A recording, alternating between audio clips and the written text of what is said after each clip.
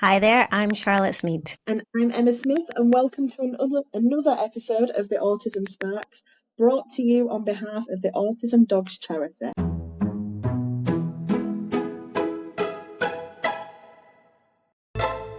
Well, I don't know how your week is going, but mine started with me heading to the gym with my leggings on inside out, which I'd love to say is unusual, but in reality is very on brand for me. Now, today we've got Craig joining us to chat about unhelpful comments that others can make to you or your children and how best to deal with them. Leggings on the right way, just confusion and head full of cold at the minute. Oh, Some of the articles we've been reading, some of the most common unhelpful comments that autistic individuals can receive range from the classic, but you don't look autistic, or but you must be a high functioning autistic person, that's right. Or I can't believe anyone has asked this, but did your parents vaccinate you? Oh, I'm sorry. And don't worry, everyone's just a little bit autistic now. However, as parents of autistic children, we've also had a lot of comments sent our way that can be so difficult to deal with, and mostly around our parenting skills, let's be honest. Charlotte, what's your experience been? Yeah, well, we've definitely had a few tricky comments sent our way, but it was funny because I was speaking to Eldie last night and she said that it really annoys her. I think she probably used quite a strong word for that instead of annoys. But anyways, when it's the don't worry, everyone is a little autistic. And we were just talking about how it completely takes away from all the challenges that she faces and kind of, dismisses the difficulties that come with being an autistic individual. But I think it is really difficult because everyone can misspeak.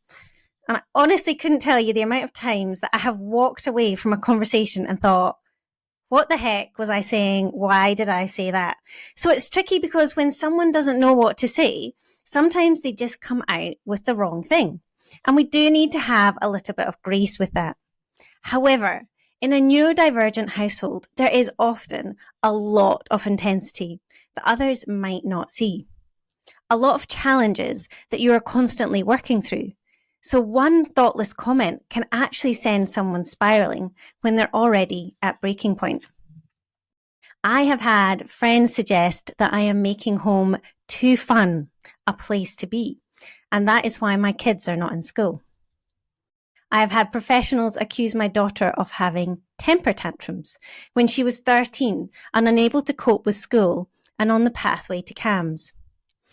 But what I wanted to share tonight was probably the hardest comment that I have ever been given as a parent and the way that I dealt with it.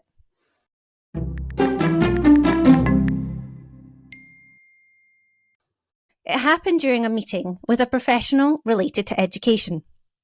Mark and I met with her, and during the conversation, she said that we needed to look for the common denominator in the situation of my children being unable to attend school.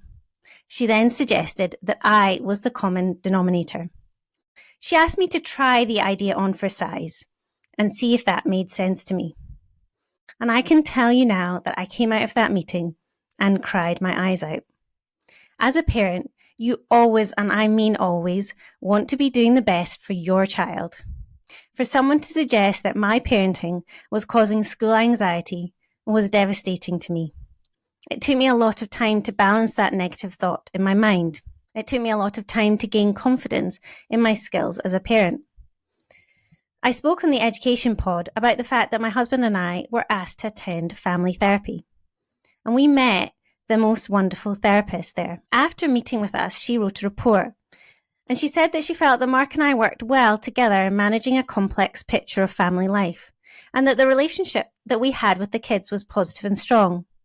She felt that Mark and I could take some time to work together and agree limits of what was required to feel like good enough or credible parents. She wrote that the professionals around our family could consider allowing us to make reasonable boundaries with those involved in our children's care, which would allow us to have more self-determination in our own decision-making. She talked of unintentional stress being put on us by professionals. I can't tell you what an amazing experience it was meeting that professional. But I actually took that report and I sent it to the professional that I'd had the meeting with in relation to education. I sent her the report, And I explained that though she felt she was being helpful, she was actually feeding a very deep fear that we were failing our children, and that it put a huge amount of stress on our situation. It is the only time I have ever responded to an unhelpful comment. And it was not done in anger, but a place of accepting that what I was told was an unhelpful comment. It was not something that was going to make me a better parent. I'm stunned to silence by that. That is just unbelievable. From our side, you know what I'm like? I'm a lady that likes to add humour when things hurt me. But we've had some corkers of comments over the years, honestly, that we should have not had children. Wow. What would our life be now? Our life is over. Whose fault is it? Yours or the dad's? And I used to get so upset and so angry. And at the time, friends commented that, oh, we'd have never coped with a child like that. And I like answer, well, what would you do? Abandon them? Adopt them? Wonderful advice. Me and my amazing family are going to exit stage left, and now our friendship's over. But at nursery school, when my youngest was at nursery school, I had a genuine case of stupidity in front of me, where a fellow parent genuinely thought their child could catch it. What? Genuinely. Oh my goodness. They asked for them not to play with my child because they didn't want to catch it. Genuine. It was stupidity live in person. And I don't know, it was since then, because it was so hurtful and I was so angry, but yet it was so ridiculous that I just clicked on to the fact that all of this just comes from a place of uneducation and ununderstanding. Definitely. And I just let it wash off me now. We've had security called when we've been on holiday because our youngest is having a complete meltdown and they want something done. I'm like, well, you tell him to be quiet then. And even with professionals, teachers, we've been referred to social services, because it has to be our parenting. It has to be us, not that our child can mask perfectly at school for 6 hours a day and then break down at home. And it has to be our fault. And I think that's just some of, some of the corkers that we've had over the years, shall I say. Oh my goodness. I actually cannot believe that you have been in a situation where someone thought it was catching. I mean, it's so ridiculous that you're just like, I don't even know how I could process that. Oh my goodness. When we say about responding to unhelpful comments, I couldn't respond. I was just literally like mouth open, just staring. Like, I just couldn't compute how stupid it was. So no response to that unhelpful comment, but just a lot of what on earth. Yeah. Absolutely. Yeah. Talking about people when they misspeak, and it does happen. It's difficult. We've got a lot on our plate to deal with anyway. Our kids have got a lot on their plate to deal with. And you just ask them to kind of take those people as maybe not necessarily, so sometimes narrow-minded. Some of them will definitely be lack of awareness, definitely some of them. But it's hard, because we'd also want for people to give our kids that kind of, if they said a comment that was offensive unintentionally, or we'd want them to give them the grace to take it all on board and just be considerate and be kind. But sometimes it's very difficult when you're in that situation yourself. But certainly that is something which I take away from interactions with people, is just to try and remember, maybe try and deal with it, like you said, Emma, with a bit of brevity and humor as well, and use it as an opportunity to educate people, I think. But it's the comments, they're all the same things. They are the unhelpful comments that people say, and they are the same ones. It's just that, you don't look autistic. My daughter's response, and I'm sure some will have the same, is, what does autism look like? And I love that. Yeah. I love that, because when you see the cogs turning when they have asked that, when you answer a question with a question, and then all of a sudden it's like, what does autism look like? And it makes you have to think about it. That's probably one of the best responses that I think that comment could possibly have, without getting irate or annoyed, or, that one for me, that's the one that nails it every single time. And then it opens up a conversation. That's it. I think one of the surprising bits that I find is that right now, I think like gentle parenting thing is such a craze, and people very much of opening and understanding people's emotions. But I've tried to do that, not in gentle parenting way, but tried to do that for years in the terms of understanding how my boys process. And the years that I've been told you're too soft, just give them a good smack. Didn't it? Okay. You're a really rounded individual there. I still tremble when I see a belt, That type of thing. But it is just these things where I think one of the nicest things is not really unhelpful comments. I've never had that in the terms from my family.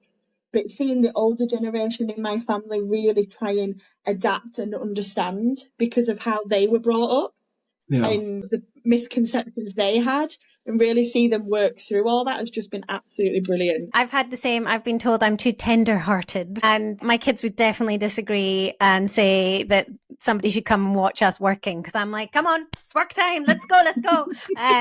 But and also it's really interesting, that comment about you were made to go to school. I keep thinking, yeah, but our generation are really struggling with their mental health.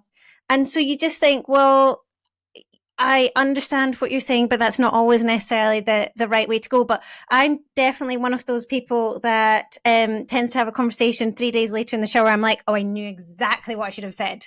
I know how I should have responded. At that point, the moment's gone and you can't really say anything. But I'm not very good at when somebody says something to me. If it's a comment that I wasn't expecting, I often feel a bit like shocked. And so I don't really have a good response, and almost have to process what they said and be like, oh gosh, did they really say that? That's okay, fine. But anyway, I do feel we're getting ahead of ourselves, because Craig, I haven't even introduced you. Let me do that. Let me do that quickly now. No introduction. Absolutely none. So I said that we have Craig here with us. So Craig is a parent of 2 daughters. His eldest is 22 and just started university and been diagnosed with ASD and ADHD. His 16-year-old daughter was diagnosed with ASD at 11 and ADHD at 14. And he is very familiar with You Do Not Look Autistic, which we've just been chatting about just now. We have, and I absolutely love your daughter's comeback for it as well, Craig. How have they coped with, some of the unhelpful comments that you've received, that they might have received over the years, as well as that one?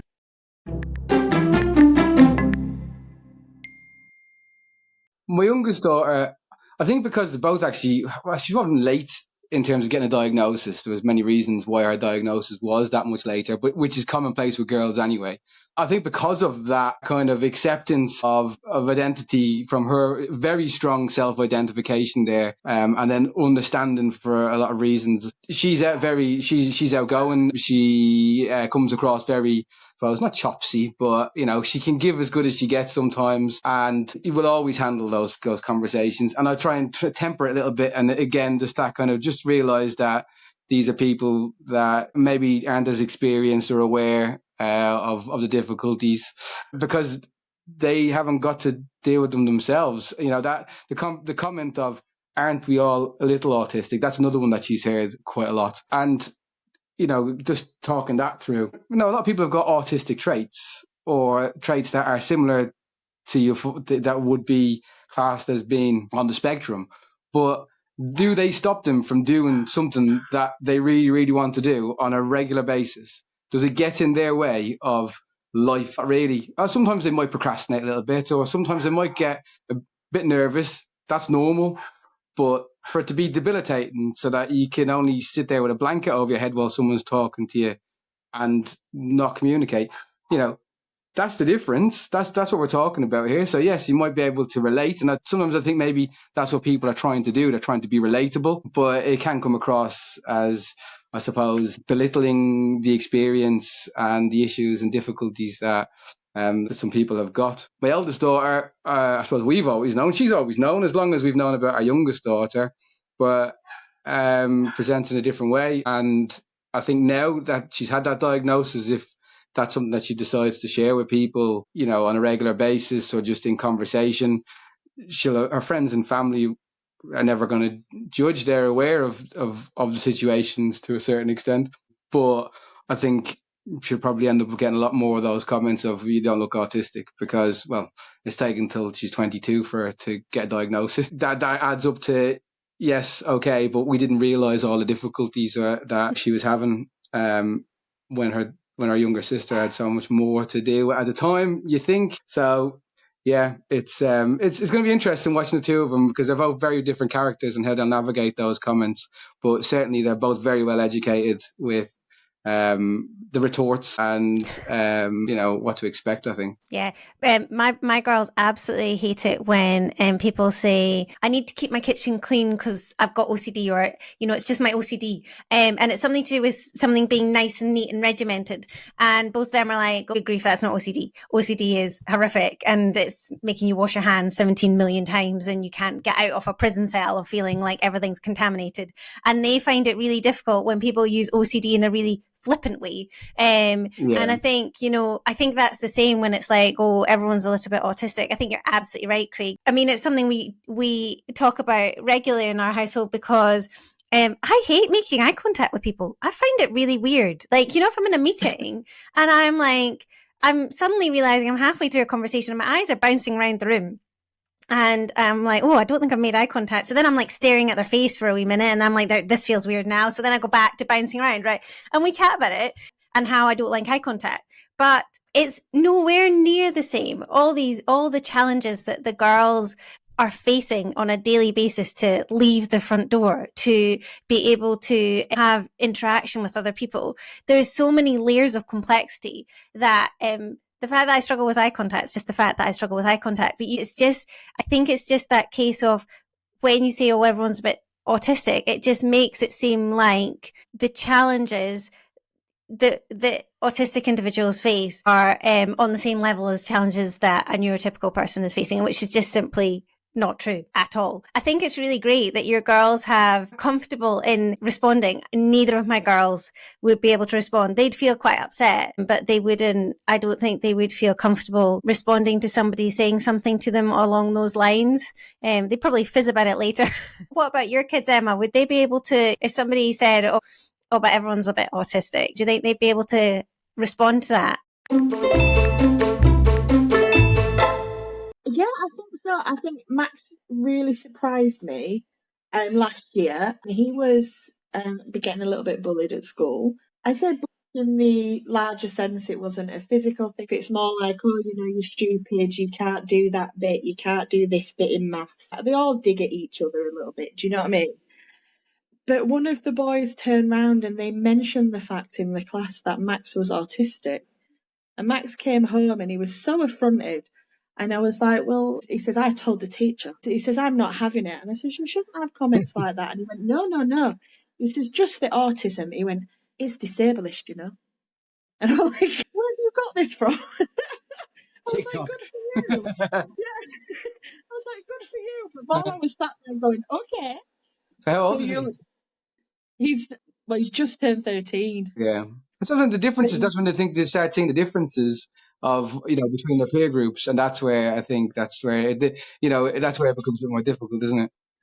It was funny to see the change in him from kind of, I say, like they ended up classing it as like a bullying thing because of that. But equally, it was a bit of the throwing around all stupid comments together, bit bantery, bit daft. And that just washed off him. Do you know what I mean? And he was doing it himself, But went too far. But as soon as it was that, he just was like, absolutely not. Yeah. No. We're just talking about school there, just reminded me actually of something, of a comment, and that was the, they're fine when they're here comment that you get from a teacher. If you just get them here, they'll be fine.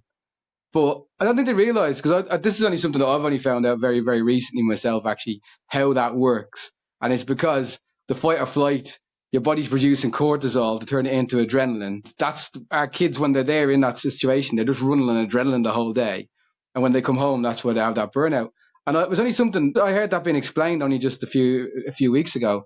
And I thought, that makes so much sense. They're driving in first gear flat out all day in school because they're running on adrenaline, which is amazing. We need a bit of cortisol and adrenaline. But then when they come home, that's where it just explodes. And that kind of comment of they're fine when they're here. Well, I can tell you when they're at home, they're not. And that's not being fine. What are they learning? What are they retaining? And yeah, it's just, again, another comment. So, been referred to social services. I was told I needed to have a word with my son because of his behaviour, because for the first time ever in his life, he melted down at school. And this was like year 6 by the end of it. They'd never seen him do anything in a classroom. And he melted down because due to COVID and everything, his teacher went off and they got a new teacher. And that just tipped him over the edge. He just couldn't cope with everything else. And we were told to speak with him. But it was like, they actually got someone from the council to come in, and it was a whole thing. But she was an autism service provider, and she explained it in a similar way. She was like, what my son does is the adrenaline, like you say, he holds it together so much at school. He's able to behave wonderfully. He holds it. And the minute he walks into a safe space, which is his home, everything just washes off him. And it just, unfortunately, releases in anger and upset because they just don't know what to do with it. Yeah. And it's just so pent up. And like I say, that's the comments that I got. Well, like you say, he behaves wonderfully here. He's not a problem. Mm-hmm. And that was like repeatedly over years. It's why it took us so long to get full assessment, because the school were going, there's not an issue. And we're going, please, I haven't slept in 6 years.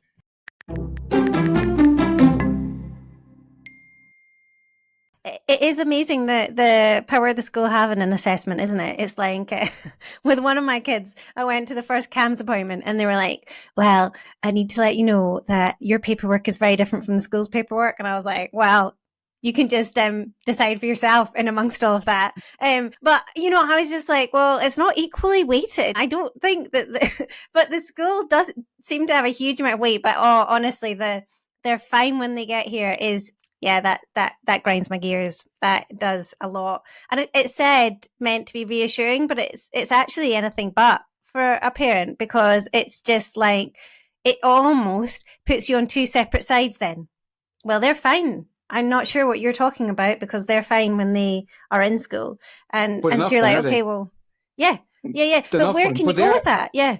They are a different person when they're at school and they're at home, because they're the same person, but they're the masking person. And the same when they grow up and they go into being in the workplace, they'll be a different person there. There'll always be different people in different social circumstances, as in what they present themselves as. But ultimately, it's the cost of all of that they just, to say they're fine when they're here is just such a flippant remark. We talked about CAMS, Charlotte. We had the group manager for the local authority had said that they would should corroborate our story with CAMS to make sure that they hadn't put on the report just what the parents wanted them to say. And it's like, what? This is a CAMS professional that wrote on a report that's there now, and you're like, and a group manager from a local authority who, let's be honest, hasn't got the same medical training as the CAMS professional, is then saying, oh, well, as if that CAMS professional, as difficult as it is to get your kid into CAMS, as it shouldn't be. You should have access there quite easily. But for that CAMS professional to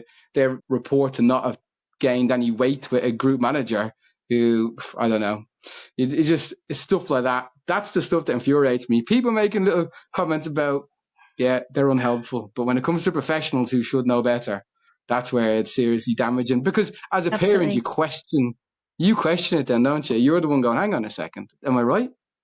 Right, you're just right. Because I think the thing is that professionals have so much weight, and so much weight in comparison to a parent, that if they speak up against you, that is held as so much stronger than what you're saying as a parent. They're getting a snapshot of a child. And it's so difficult to, I suppose, have a balance of a relationship there with a professional where you're able to share what it's actually like and they're able to take that on board. Have you found that professionals can sometimes comment in unhelpful ways? And it definitely sounds like you have been on the receiving end of that. I mentioned the education one, the comment that we had. So this was underneath the local authority who they had outsourced the medical educational team, and her job is teacher of the medical education team, networks and equipment support. And the comment was, we are raising a generation of snowflakes. So to say that to a parent of a child who's going through an autism diagnosis and hasn't been in school for a year and is struggling with the mental health and anxiety and all those things. And then when I questioned it, because I did question it, so that was a generalization. I didn't mean that about your daughter. Okay, yeah, that's not how my daughter thought, because she was in earshot when you said that. So she still carries that around right now, and that's 5 years ago. She still mentions that comment. So those comments that professionals make, they carry a lot of weight. But on the flip side, we also had a professional who said something fantastic to a certain extent. I suppose what your class is fantastic, but to say that, she would not be able to attend mainstream education in the near future were the golden words that professional said that allowed us to access so much. It's that balance, isn't it? You need to find the ones that are going to say the positive things, because that's what you need. And just let's remove all the negativity, because that's where a lot of professionals focus. They focus on the things, and it's difficult because to receive the support that our children need, we need to focus on the negatives. And that's very, very difficult as a parent to do, because our kids are wonderful regardless. They're wonderful. But the professionals focus on the negatives, but without giving any solutions. I don't know about anyone else, but when their child got their autism diagnosis, it was kind of a case of, you're autistic. Here's some leaflets. Off you go. And, here's some charities that you could reach out to, Or actually, for the NHS diagnosis, it was, I'd suggest that you probably go through the private diagnosis route so you can get to the bottom of some of the details and get a bit more comprehensive report. But this is the limitation of what I can provide you today. And, it's kind of like, there you go. You're off out into the big bad world now. Your child's autistic. You've got autism, whatever it might be. You're on your own, because there's not really enough support then, is there? Oh my God, I'm laughing so much because this was just my husband. When we got the diagnosis, when we went to CAMS and we gave the diagnosis, and then they were just like, bye. And my husband was like, he was still sat in the car afterwards, and he was just like, I thought this was the start. No, that's the end. That's it. CAMS, you don't get to see us anymore. You got autism. You're out here. CAMS, no. We don't deal with autism. We'll tell you that we'll actually, to be fair to CAMS, they put us on the right path to find out about it all, to be fair to them. But then once you got to that point, it's like, yeah, that's it. You're cut off. It was so, just the more I think of his face now, because obviously years of learning, and you're just like, oh my goodness. But yeah, he was just like dumbstruck in the car, unbelieved it. He was like, I thought this was the start of the process now. That was it. And he still mentions it now. Like he was just like, he'll never get over it. Now here's a leaflet. So you've got autism. There you go. See you now. Yeah, do you know, it's funny, Craig, because we've done a podcast on getting your head round diagnosis as well as getting a autism diagnosis as an adult. And it's just a common theme. Literally, there is no support after diagnosis. Now, I do have to say that our CAMS support up here, there was a bit of aftercare, if you like, which I found so helpful. So I was merrily like sharing this at the getting your head round diagnosis. I'm like, and then I went to a sensory workshop, and then we had a meeting about what this meant for us, and there was just blank faces. Like, I don't understand this. This was not our experience at all. So I now understand that we were in a really fortunate position to get that input afterwards. But I do think you're absolutely right. You have to balance, yes, we're kind of chatting about the negative comments that we've had from professionals, but I think we'd all agree that there has been some professionals who have been absolutely key. And in fact, in fairness, my kids have had a lot of CAMS input. And even though I think the CAMS system is woefully inadequate and needs a huge amount of support and a huge amount of funding, the actual key workers that we have worked with have been outstanding for our kids. The family therapist that we met was outstanding in her support for us. And yes, we've had negative educational experiences, but we actually have outstanding professionals involved with our kids. So if you start going down a spiral of negative comments, you can kind of write the whole system off, can't you? Healthcare can just get lost. Education can just get lost. It's done. But actually, there is a lot of amazing professionals out there. Maybe we need to do a podcast, Emma, about like all the helpful comments that we've also been given. Because there have been. I think that's the sad bit. It does. I think because these can be so visceral and cause so much hurt, that's why they stand out in your mind so much more. But we'll all be sat there, and I'm sure the people listening, they'll all be sat there, and they'll always probably able to say, I remember that appointment, I remember that person that really stood out to me, that helped me. And I hope in the end they'll overshadow anything else. Even Craig's daughter at 22, still a young adult, it's almost like they're still learning, and it's like you watch them in some instances get hurt along the way, if that makes sense, as they're, growing and developing, and it hurts them in different ways.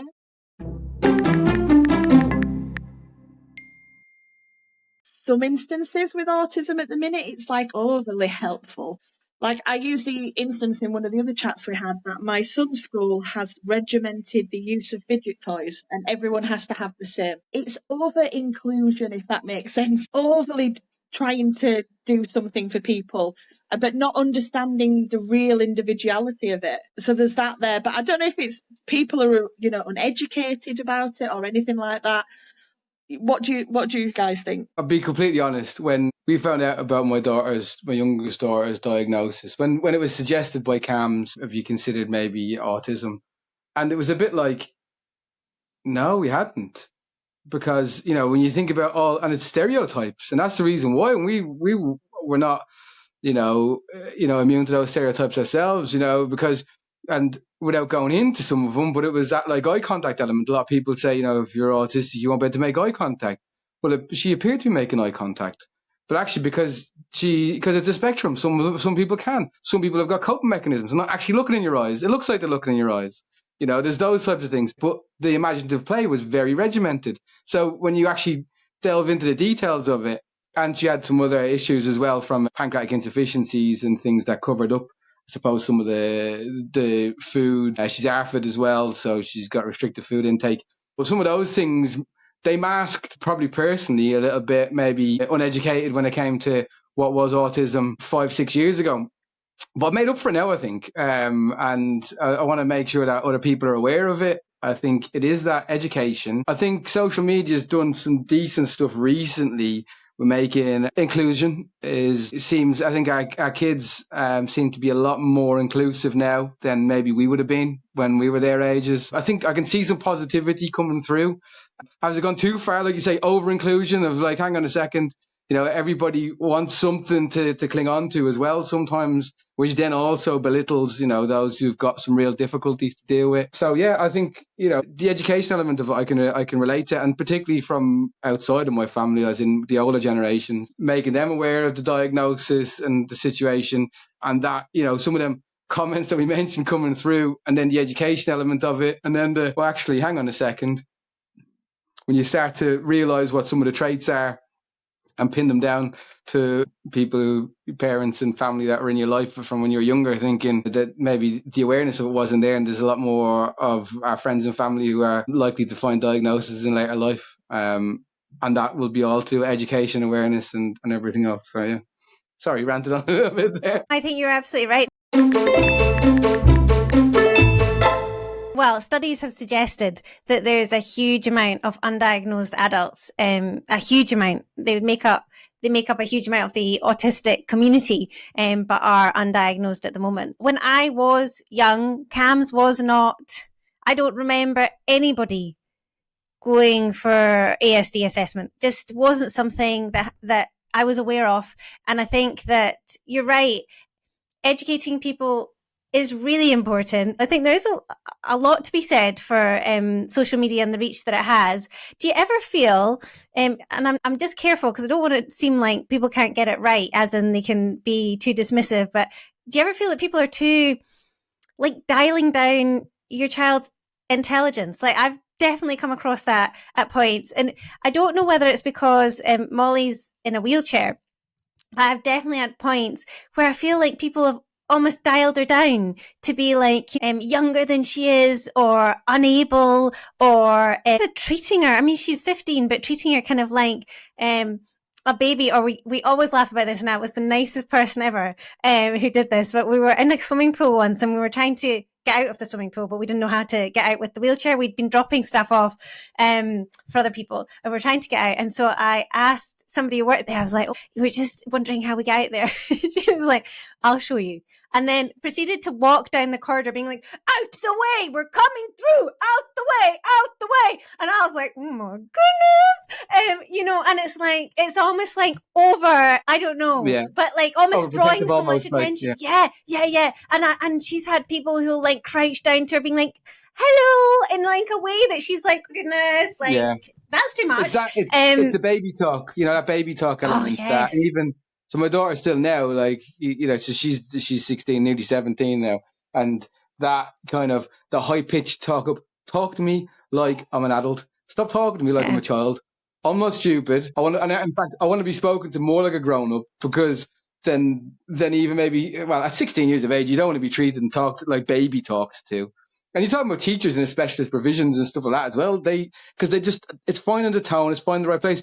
Don't get me wrong. There will be some people who will relate to that, and they might like that bit of a high-pitched kind of tone that comes out. But I don't. My daughters definitely don't. And it does come across as almost patronizing. And I know people don't mean any harm by it. That's the difficult place. That's the difficult thing. The road to hell is paved with good intentions, isn't it? And that's that bit there of, they don't mean to be, but it does almost seem like you're kind of dumbing me down a little bit here. No. What drives my son mad, especially around his assistance dog, because obviously the vest and everything, it does say, Autism Dogs Charity on it. It's autism's blazing there. The amount of people that he'll turn around and he'll go, they think I'm deaf. My daughter's had someone think that it was a guide dog and tried to help her down the aisle to guide her. I think in the over-helping. Now, both my sons have gone to mainstream school. We've had some fantastic provision. I don't knock them at all. They were absolutely amazing. But with my eldest, because he's doing in sixth form now, doing his A-levels, in the build-up to that, I think all he'd ever been told was no. He was told that he couldn't sit his SATs. He was told in EHCP meetings, because they ask at that age for their input. And he's sat through these meetings to be told his dream of doing A-levels, it's not really something he could achieve, and he should think of other things. You can do whatever you want to do. I'm sat there and I'm like, in the end, I did have to put my foot down, because I turned around and I spoke privately to them, and I was like, you need to have that discussion with me. If we need backup plan B, C, D, discuss that with me. Don't crush him on the outset. No. And in the end, he crushed it entirely himself and walked out of there with everything he required, and he's doing A-levels now, and he's off, and it's amazing. But that came from, and that wasn't, I wouldn't blame them, but it was like overly helpful, if that made sense to him. Oh, yeah. They were like, I'm trying to manage, I suppose, his expectations, and it was all... Well, don't write me off before you start. There's one thing about managing expectations, and I agree. It is a fine balance, and I think all of it is always a fine balance. There's always going to be finding someone who does it perfectly every single time. They're few and far between. I do know a couple of people out there they do just get it spot on, but by and large, it's few and far between. But definitely don't write me off before we begin. If you, in the background, like you say, don't remove the kind of their own, because I think some people, regardless of anything, if there's a crutch that you can use, then you can lead to it, and you can go, oh yeah, it's because of this, it's because of that, it's because of my autism or whatever. For my kids, that's always been a case of like, in fact, we're going to show how much better we are than others. That's what we're going to do. We're going to use your superpowers that you've got. We're going to find the superpower. We're going to find the coping mechanisms, and that is what we're going to do. We're going to channel those superpowers, because actually, and this is another thing that my daughter says, maybe I'm going to end up quoting my daughter all the time. Maybe she's the wise one in the house, is that autism is just more, and ADHD is just more. That's all it is. So yeah, sometimes it might be more difficult, but sometimes it might be more colourful, or it's that. I heard someone mention about neurodifficults. Those neurodifficults will just have to figure it out, won't they? Yeah, I think, like you say, write them off before they start. No, don't. And don't do it in front. If we're going to have a conversation with us as parents, have that conversation, and we can be prepared. But I'll still be offended if you write my child off before they start. So. Yeah. No, and I'm right there. I'm right where with you both. I think for Molly, it's harder still because she struggles to speak to people outside the family. And I think that makes it difficult, because I think people treat her younger because in terms of intellect, there's no reason to do that. But just because she gets so overwhelmed when she's out and about that she can't speak, I find it really difficult. And you're absolutely right. The kids show up and they smash expectations, but you feel so rubbish that they need to do that. I've definitely struggled against that, and struggled against this kind of feeling of, okay, well, they've now earned their place. Well, hang on, they always had a place. There was nothing to earn. They shouldn't have to prove anything. Yeah. But I love the fact that your daughter says it's more than, because that applies to everything, because it's more challenging. One of the biggest stereotypes I think there is that autistic individuals aren't empathetic. Like, my girls are hugely empathetic. They're more sociable sometimes, I think, on certain situations. I don't know how people become more educated. I think social media is great, but I think in terms of education and in terms of professionals, so I'm talking education and healthcare professionals outside CAMS, how there can be more education that's not just CPD training of a day. Oh, yeah, I know how to handle autistic individuals because I've been through my 2-day course and I've got that certificate. I don't know what the answer there is in terms of education, but I think it's really necessary, really important that there is something put in place, because we're all talking about similar comments. It's not and we're all in very different areas. And I think that if you brought any families that had autistic children in, they'd be saying the same things. So it's what is the next step? Okay, so we're all saying there's this level of need for education. What does that look like? I think that's the part of the people that stand out. Like, reflect on, I think maybe the conversation doesn't need to be the negative. Like you said, Charlotte, maybe it has to be more of us singing the positives and the people that have changed bits, because then other people might adapt to their ways, if that makes sense. See, I agree, but I also, on the flip side, if we only focus, because it's difficult, this is where the difficulty comes in, is that if we only focus on the positives, then how can people understand where the difficulties are and actually see that, the disability element of it? As much as for our children's sake, we want them to focus on the positives. Don't be negative. Focus on the positives. Look at all the strengths. Look at the things you can do instead of focus on the things you can't do. Society also needs to understand then the bits that you can't do. I think that's the bit. Society needs to understand the bits they can't do. But how are you going to tell them that without telling them about the negatives? So it's very difficult to find the balance there. The in-between as well, I think, because it can be such small things as well.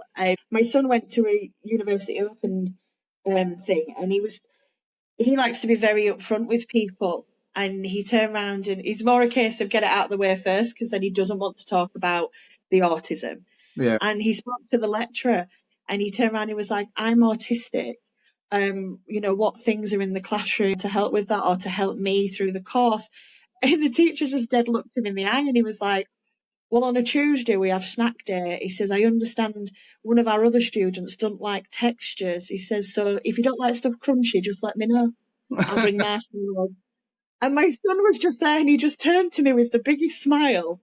He was just like, awesome. Because I think he was just expecting the whole spiel of EHCP talk and and instead someone was just like, hey, I'll adapt this for you. This is what we do, but everything else is completely normal. No, it's going to change.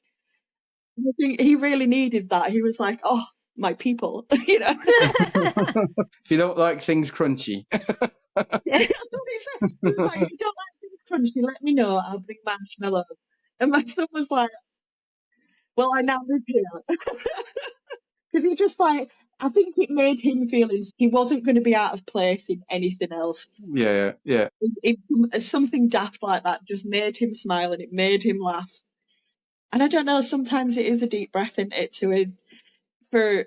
I say a child, he's not a child, he's a young adult, for them to turn around and take ownership themselves.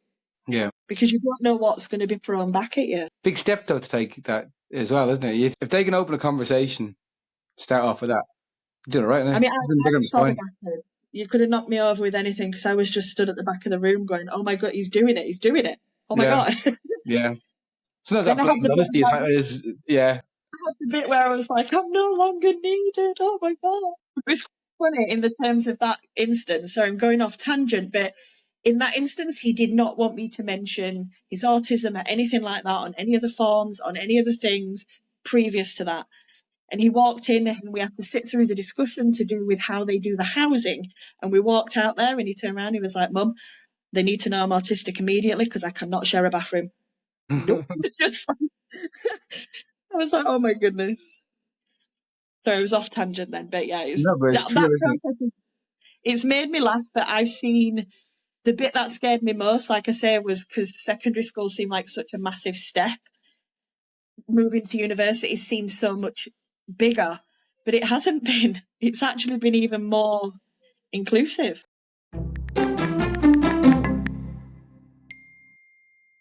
Whereas when they're in secondary school in particular, it's a case of you'll sit there and you'll do as you're told, and then you'll move from this place to that place. And again, come back to comments that people make. I know a friend of mine whose son has just gone into high school. So he's got the 3-tier system here. So he's just gone into high school. The previous school didn't share any of the details about the assessments that they were doing. Quite evidently going through the whole ADHD diagnosis process, and you hear the stories just going, yeah.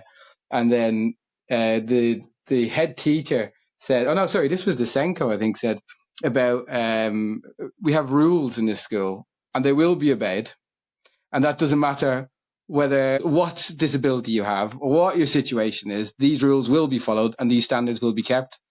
And I was like, that's not the right school for you, lad. It just isn't. But that's from a Senko, I think that was in that school, who then, when you look on the I just going, what? You read their website and they have all this stuff about someone's done a CPD there and told them about inclusion and what you need to say. And they got this inclusion officer and all this kind of stuff. And then they're saying things like, we have rules and they will be followed, right? That's not going to work with some, with certain individuals. That's just not going to work that way.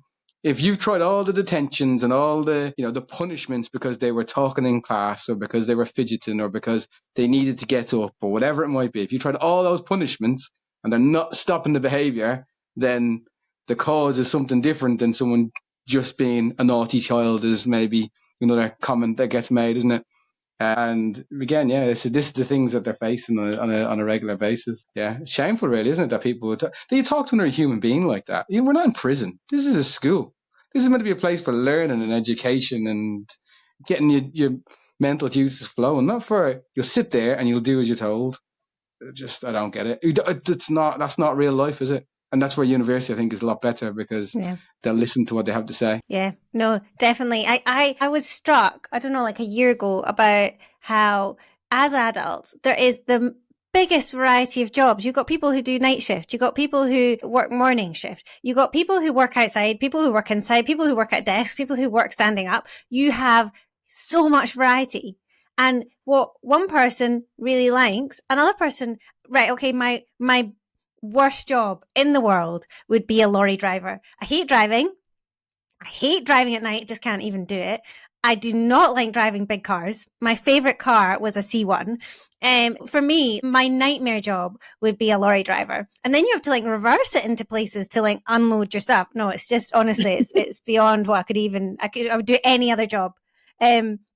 Whereas my favorite would be something like a library. I'd love to work in a library, quiet and lots of books, and it would smell nice. Right? So I'm there in a library. And I just think, why do we seem to think that every single child should make it into school at the exact time and come out of it at the exact time, have their breaks at the exact time, go into a class of 30 and sit for the same length of time? Why do we think that fits every single child? Yet when as an adult, we are completely respectful and understanding of the huge variety of jobs that there are and how there needs to be that variety, and that people love the job that they do that's completely different to other jobs. So I don't know. I find it quite a tricky concept that we seem to have got ourselves in this mindset that one size fits all for children, and suddenly it doesn't work and we're all like, oh, I don't understand. Why does it not work? It should work. It shouldn't work, actually. It really doesn't make sense when you break it down.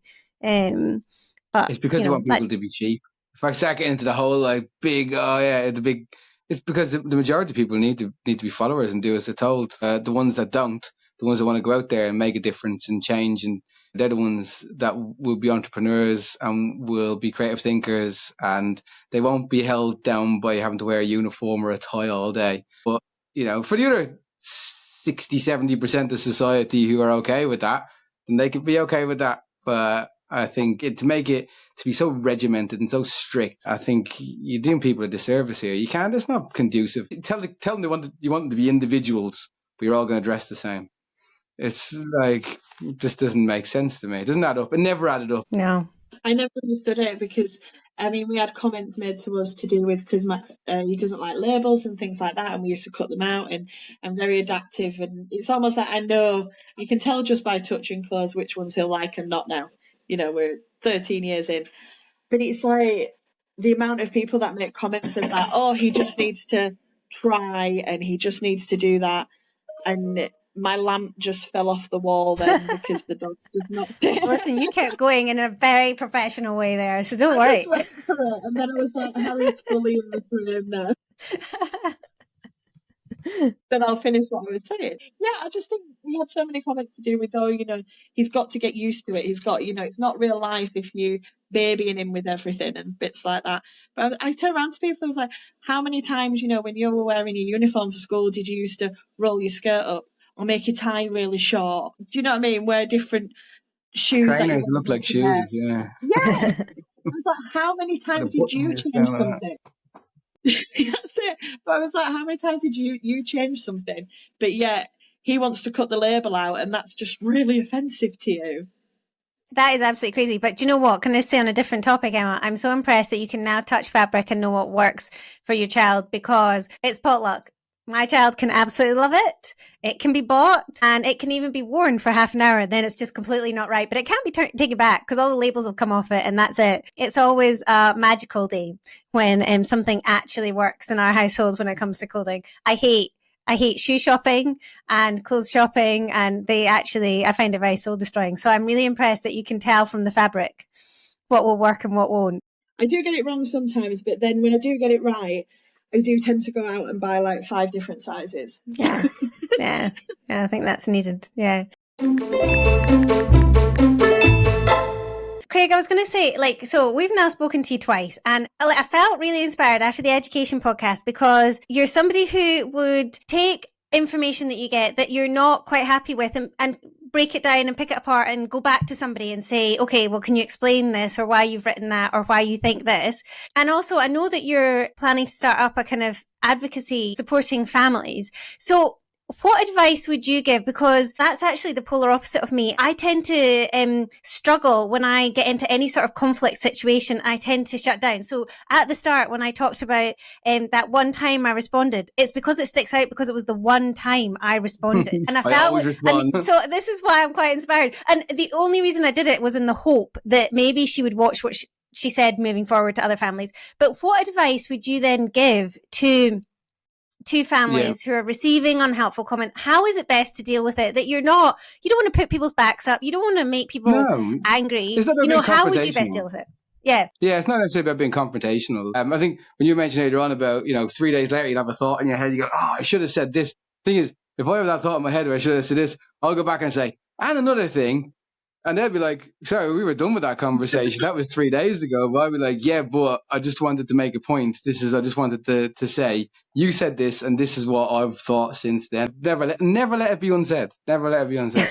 From a parental perspective, I think because my youngest daughter, how strong-willed she has been about it, and she's been outwardly positive about her diagnosis and literally almost wears it as a label. Sometimes has a T-shirt that says this is me and this I'm autistic or that type of see. There's one T-shirt that she has that says see the able, not the label, and I love that one because actually when you read it, I don't know if look it up. Anyone look it up. See the able, not the label. I might start selling them on my website. Actually, that can fund the business. So it's that, and I think if you can give your kids the confidence of their own ability. And when you were saying about your son being able to go in, that's because of the support that you've put in place for him. That's the reason he's been able to do that. And if we can give our kids the support to be able to go and handle those situations themselves confidently, and they might come back and absolutely bawl their eyes out afterwards. But if they can at that moment go just hold their own, and it's not about being confrontational, not at all, but it's about listening, taking on board what people are saying, being coherent in your response about it, because you understand this. If you're an autistic individual, you're a neurodivergent individual, then you understand where the struggles are. And also, you mentioned about empathy, Charlotte, earlier on. It's not necessarily about being emotional in your response, because that is also something that neurodivergent people can be quite good at doing, I'm not stereotyping, but to strip the emotion out of something and come back at something factually. And if you can use that as your ability to come back to it factually, and come back with not an argument, but maybe a debate or a realignment of thinking for some people, and use it just to frame something, to take something positive out of something that maybe was construed as negative at the time, and try and turn that into something positive. I think if you can do that, and I don't have all the answers to how you can do that, I don't have the formula for it, but if you can do that, then I think that's where I think you can turn a positive situation out of a negative situation. Everything is a learning experience, and everything is an opportunity for either personal development or sharing that personal development, I think, with other people as well. A shameless plug there, I have started a side hustle. Yeah, plug away. It's called Advocacy, and I'm still in the early days of getting it set up, but it's to do with education initially.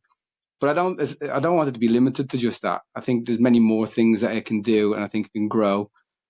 Stage where I'd just like to be able to give something back a bit more, I think, to society, where, I've seen the struggles that my girls have had. I've seen the support that I've been able to get, particularly to my youngest, through it all. And I feel that other parents and families should be guided. You're not necessarily going to have the answers to everybody's questions, but to be guided in and to know that they're not alone. And I think sharing those conversations we did last week and again today, there's so many similarities. Those conversations are the same, but I wasn't aware of them 6 years ago when we were going through it. And I think it's just that ability to have somebody there who's going, right, well, this is where you can look, this is what you can do. Send me your email, send me what they've said. This is what I would say in response. This is how I analyze the situation, and just try and take it and again, strip the emotion out of it, because I think a lot of the time there's so much emotion built up in these situations. And if you can take the emotion out of it and then turn it into fact, and ultimately what we're dealing with here is a system, and systems don't have any emotion in them. So if we can, deal with the system like it's a system, then I think we can get the best for our kids. We shouldn't have to, but I think that's what I would do personally, and that's the reason I've started the business, and what I'm trying to advocate is educational advocacy, which is why it's called Advocate. Got a logo of a cat as the logo for the company as well, just to make it a bit friendly. Yeah, that's the idea, but it's not going to be limited to that. There's plenty more that I'd like to do off of it. In my opinion, I think there is such a huge concern at the moment in terms of education, and children missing in education, and children not having the right provision in education.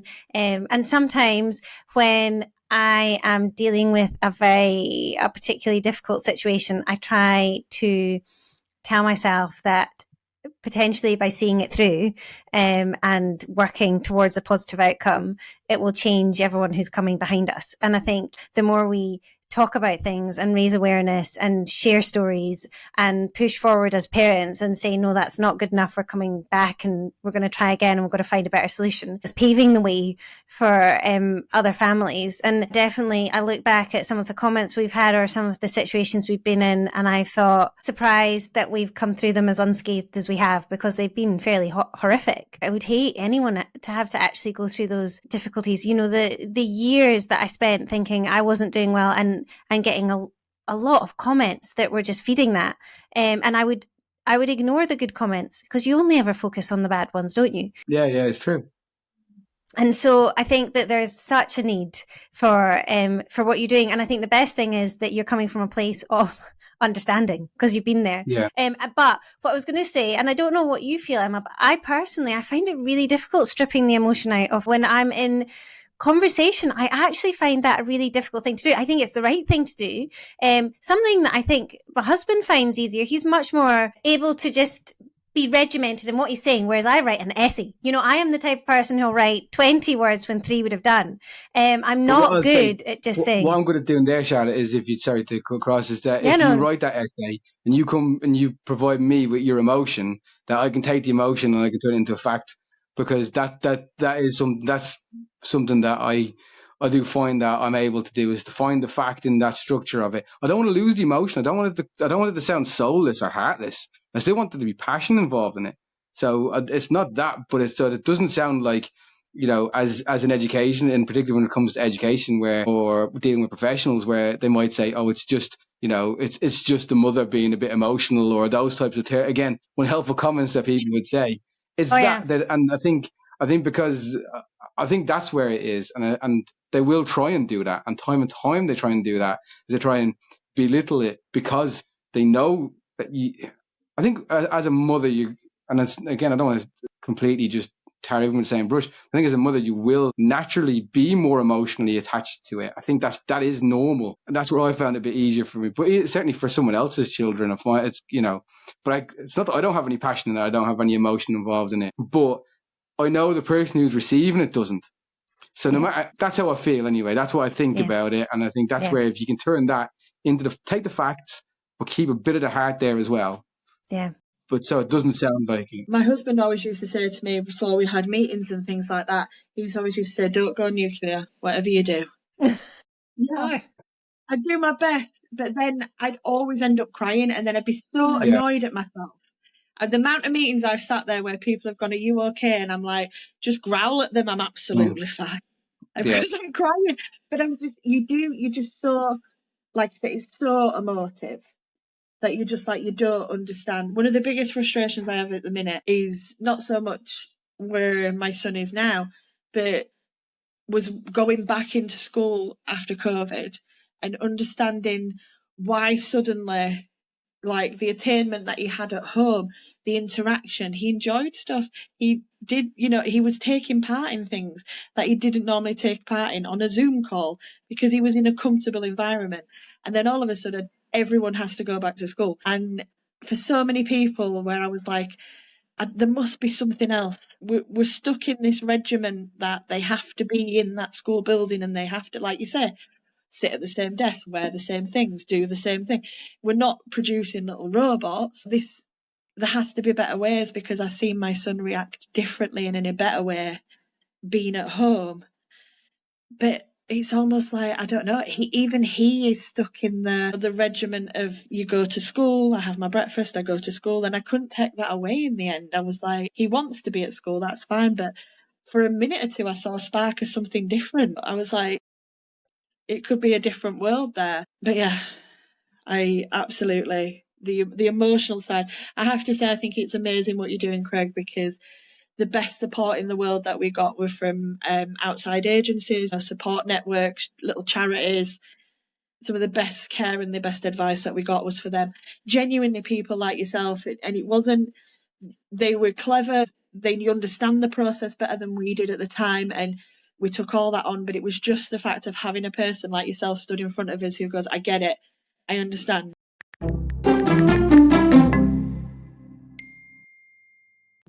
This is what you need to say. This is what you need to understand. And that's the bit there where I've made mistakes at the start of our process. I know that. And, and I've helped some friends and family with theirs as well now since then. And, some people will follow it through, some people won't. But if there's even just a little bit of progression that they've managed to get for their child in that situation, then I'm glad to have had that conversation with them. I don't profess to be the absolute expert on it. That's not what it is, but it's, someone who's been through it and understands the system to a certain extent. And I can see the formula that these people are working to. I can see it. It's a system. We're dealing with a system. That's their job. There's points. They're adding them up, and that's what it is. And it's bad that it comes down to that, because this is our kids, and these are their kids, and they are people, and they're humans, and they deserve more than to be just points on a piece of paper. When it comes to any of it, that's what it comes down to. There's a formula that these guys are working to. They're not working off of emotion. They're only working with fact. That's where I'm trying to approach it, like from a business perspective almost, because that's their job. I look at it's a process, and that's all they're doing. These are just names on a piece of paper, and these are all just words, and they're just looking for the facts. One of the things that like disheartened me so much was, in like the EHCP things and bits, that you get like a breakdown of how they're spending their extra money and all this for your child. And there's this breakdown of these amazing things. It looks fantastic on paper. And you're like, oh, wow, that's added up to thousands of pounds. But I haven't seen once where someone's asked if he's okay today or comfortable. Or is there anything you need? Or, did you have a good weekend? There's nothing there. It's, we've looked at shapes. We've done this card game. We've done this thing. And I get it, you're not going to get the in and out conversations, but I was just like, it's so, like you say, it's such a regimented system, like tick box exercise for everybody. Yeah. Just you need to know which boxes it is you need to tick. That's all it is. Just find out the boxes that need to tick. That's it. I know it's a lot harder in circumstance in Scotland, but I think you know, that blends over. It probably blends over into the unhelpful comments because people just see it as something else we've got to do or cope with in a different way. We've got to do this. We've got to do that. I hope when you see my name come with an email, I think, "Oh, not him again." Give him what he wants. Give him what he wants. I know. I think you said something that's really key. It's going to stick with me, which is that the system doesn't have emotion, which is so true. You are dealing with a system, and it is very much a lot of tick boxes. I would encourage everyone to go and have a look at Advocate and check it out. If it's set up, is it set up yet, Facebook Craig? At the moment. I've got a website. I do own a website. I do. It's a registered company. I'm looking to set it up as a community interest in time. Initially, it's a registered domain. I've got the website. I'm working on that. The Facebook page is there, so feel free to follow us. Yeah, there's going to be content coming through. There's going to be a lot of free resources on there. There's going to be a lot of guidance in that respect of stuff that I've come across. Even just things that I find interesting on a daily basis that may help people. But going forward, that ability to offer a personalised, tailored approach to anybody who needs it, whether that's a video call for an assessment to talk it through, whether it's a conversation, a phone, an email, WhatsApp, whatever, any communication medium that people are comfortable with, and then just to listen, and to, if there's anything that I can do to support people, then it'll be there as well. I do think back to periods in our life that I would have loved a resource like that, just to feel a bit less alone, actually, I think. So, I think it's really, really important. But thank you so much for joining us tonight, Craig. I think we've all been used to receiving comments we have found very difficult to hear. And though I think we can all agree that people can say things without thinking, I would like to encourage any professional listening to this to be very careful of your words. You're speaking into a situation that is intense and challenging. Your words have power. They can uplift parents or they can break them. Choose your words wisely. Your words will always make an impact. And if you are a parent who's listening and you yourself have received negative comments or your child has, just remember that is all they are. A negative comment. As hard as it is, you need to balance that comment. You are doing a magnificent job. You are literally holding things together. You are amazing. You are never defined by one negative comment. And we would love to hear from you all who are listening as well. What negative comments have you received? All the bad ones, go on, tell us. How have you responded? Have we been calm? Have we fought back? Let us know. Head on over to the Autism Dogs Charity Facebook page and our Instagram page. Get in touch. We will have all the links with our information and Craig's as well. Reach out and speak to us all. Until next time. Bye for now. Bye. Thanks.